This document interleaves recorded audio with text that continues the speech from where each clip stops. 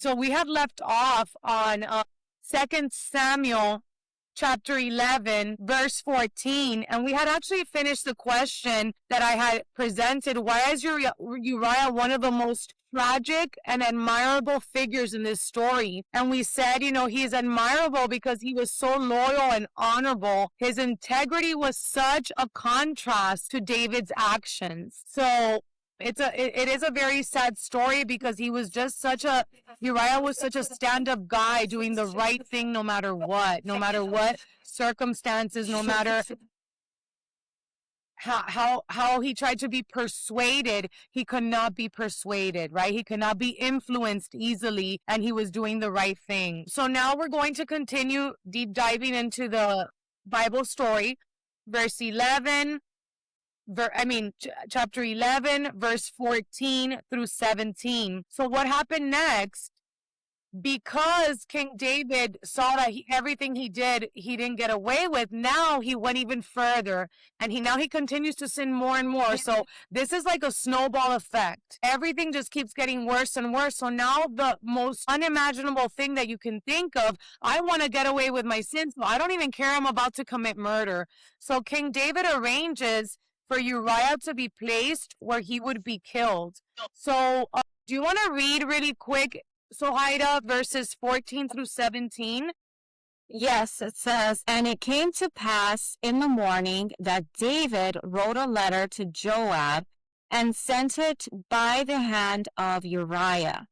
And he wrote in the letter, saying, Set ye Uriah in the forefront of the hottest battle, and retire you from him, that he may be smitten and die. And it came to pass, when Joab observed the city, that he assigned Uriah unto a place where he knew that valiant men were. And the men of the city went out and fought with Joab, and there fell some of the people of the servants of David, and Uriah the Hittite died also." That's so sad. Yeah, so right there we see, right, finally, King David feels like, oh, there we go. I did what I had to do, and now Uriah's dead. He's not going to be able to say that he didn't sleep with his wife. So he arranged for Uriah to be placed in the forefront and be killed. So as we see here, the sin just progressed, right? He had lust for Bathsheba. He committed adultery. Then he tried to manipulate. Then he deceived. And at the end, he committed murder, right? So he went through every unimaginable sin you can think of because he thought he was going to get away with it. We also reference several verses throughout studying because there's a lot of verses in the Bible that you can compare. And one of the rules, if you go to Exodus chapter 20, verse 13, it talks about the sanctifying of human life, which is you shall not murder, right? So it's one of the rules that we should simply not murder, and he even did that. A life application on this: unchecked sin becomes increasingly destructive. So if we're in sin, all that's going to happen is we are going to continue to have destruction in our life. And we don't think so, but that's exactly what happens. If you're sinning and you're not doing the right thing, even if you think you're getting away with it, it's just destroying you, and destroying you, and it can destroy you in many different ways. So do you guys want to add anything on that and what you guys think maybe of examples of sins that might continue to destroy your lives? Or the lives of others, not necessarily yourselves, but things maybe you see nowadays happening out in the world. For instance, like lies, guilt. I think those are big ones. I think you see more in today's life. Yeah, I think too, like in this particular passage, like it's interesting, right? Because human nature, right? Because when he sees like, oh man, like this guy is not going home, like his plan is not happening the way that he probably worked it out in his head. He probably was like, easy peasy, I'm just gonna get him drunk, he's gonna go home, he's gonna sleep with squeezy Bathsheba, and that's it. And guess what? David, you are not the father, right? It's so crazy how people really try to do the most instead of like confessing, like he could have come clean. He starts coming up with other plans because now he's like, okay, it didn't work for me to get this guy drunk and go sleep with his wife.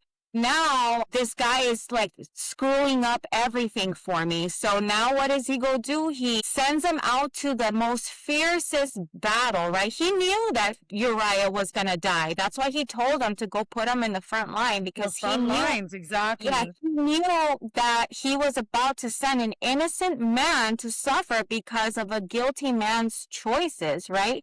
He knew that what he was doing was wrong, but he didn't care because he's no longer trying to hide his sin. And that's the problem with sin, guys, because he's more about protecting his image at this point than focusing on, dude, what I just did was bad. I just took this man's wife. I got her pregnant. He could have said right there, because it's not like he didn't know the Lord. It says that he was a man after God's own heart, and he had a relationship with God, and he could have easily been like, Lord, I'm sorry, I sinned. But no, he's like, my gosh, like, how do I keep everybody from finding out what I did?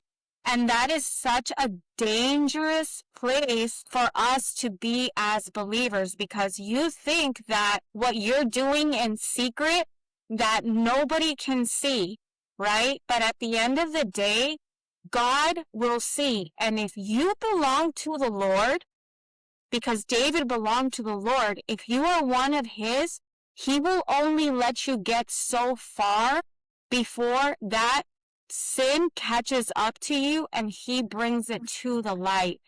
And again, not to shame us, not to be like, oh, you know what, look at you, oh wretched sinner that you are, but because he loves us, right? Because the word of God says that he corrects those that he loves. If he wasn't a good father, he would not care what happened to us. But because he's a good father and because he loves us, then he's going to bring out the things that we need to be dealt with, and he's going to confront those issues so that he can make us right.